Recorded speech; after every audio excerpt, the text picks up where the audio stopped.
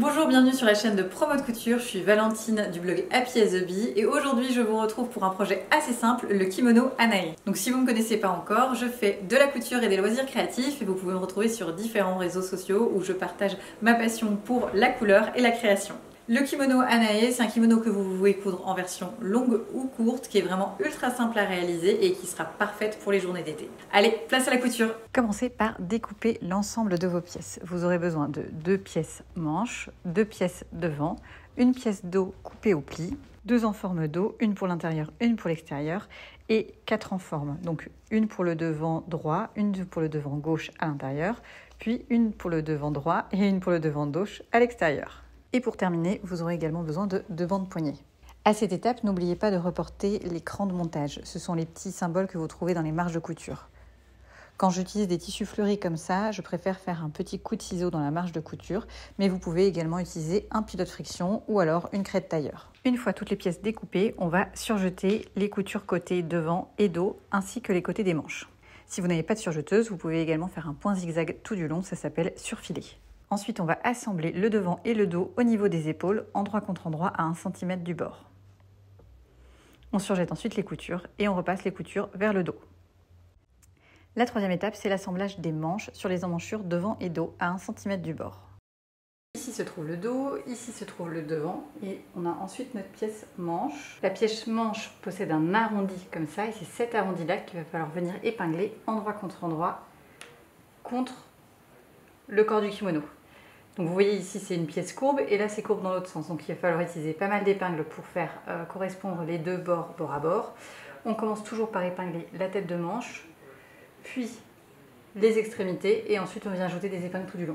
Cette étape est un petit peu compliquée quand on commence en couture parce qu'il y a un petit peu d'embut à régler. C'est-à-dire que la pièce du corps est un peu plus grande que la pièce de la manche pour pouvoir être à l'aise quand on porte son kimono. Donc n'hésitez pas à mettre beaucoup d'épingles ou beaucoup de pinces pour vous sentir à l'aise lors de cette couture. Ensuite, on va refermer notre kimono, donc on va assembler les côtés devant et dos à 1 cm du bord sous les manches jusqu'au dernier cran du côté pour créer la fente. Si vous faites comme moi une version courte, il n'y a pas forcément de fente, tout dépend de la longueur finale que vous souhaitez. Il faut repasser ici les coutures ouvertes puisqu'on a déjà surjeté nos coutures. On va pouvoir maintenant faire nos ourlets, donc on replie au fer le bas devant et le bas dos, d'abord sur 1 cm puis sur 2,5 cm du bord. Il y a donc 2 replis et on fait une petite couture à 2 mm du bord de l'ourlet pour faire le tour du vêtement et pour maintenir l'ourlet en place. On va maintenant passer à l'étape 8, la finition au niveau des poignets. 2 options s'offrent à vous, soit un ourlet classique comme on vient de faire sur le bas du kimono, soit comme moi, de faire des jolis poignets. Dans ce cas, prenez la pièce poignet, repliez-la dans le sens de la longueur, envers contre envers. Marquez un repli d'1 cm sur un des côtés. Venez replier le poignet endroit contre endroit et faites une couture à 1 cm. Le poignet forme maintenant un cercle que vous pouvez venir faire glisser sur le bas de la manche endroit contre endroit.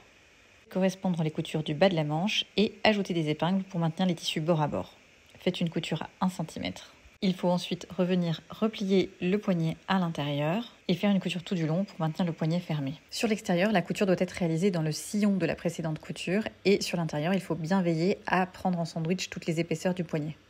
Cette étape est assez technique, il ne faut pas hésiter à mettre plusieurs épingles ou alors à bâtir sa couture en amont de la couture machine. La dernière étape, ça va être de réaliser les finitions au niveau de l'encolure. On va donc s'occuper des pattes d'encolure. On va venir positionner l'enforme dos et de chaque côté les pattes d'encolure qu'on va venir coudre à 1 cm endroit contre endroit au niveau des épaules. On fait la même chose sur la patte d'encolure devant et arrière et on va venir les assembler endroit contre endroit.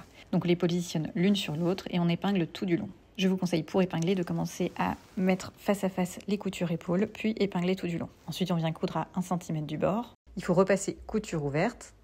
Et on va faire exactement comme on a réalisé pour le poignet. On va faire un petit repli à 1 cm du bord. On va venir assembler endroit contre l'encolure. On vient replier le tout et puis faire une couture sur l'extérieur. Et voilà, le kimono est terminé. J'espère que ce moment couture avec moi vous aura plu. J'ai hâte de découvrir vos réalisations sur les réseaux sociaux. N'hésitez pas à me taguer ou à me poser vos questions si vous avez le moindre doute sur l'une ou l'autre des étapes. Bonne couture!